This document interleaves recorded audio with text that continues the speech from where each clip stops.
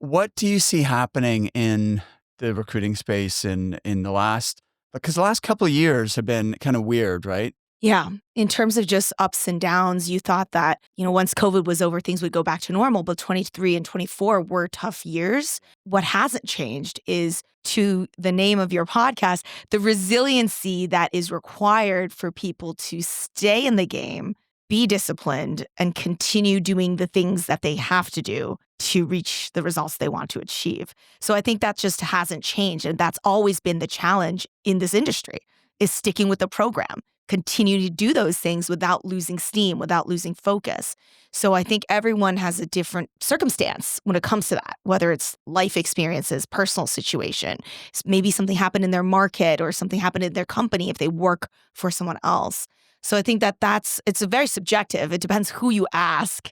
Everybody's year, everybody's challenge looks a little bit different. I think one other thing too is we haven't experienced such a sharp market correction for about like a decade, right? So a lot of people who are in the industry had never been subjected to those circumstances of like extreme rapid change of, a very, very overheated hot market where it felt like deals were falling from the sky. Nobody had to really develop business. If anything, they were turning away business because there was just too much to go around, to a complete, what felt like an ice age desert where it was really, really hard to make deals happen. And most people were not prepared for it. Obviously, how could you be? You can't predict the future.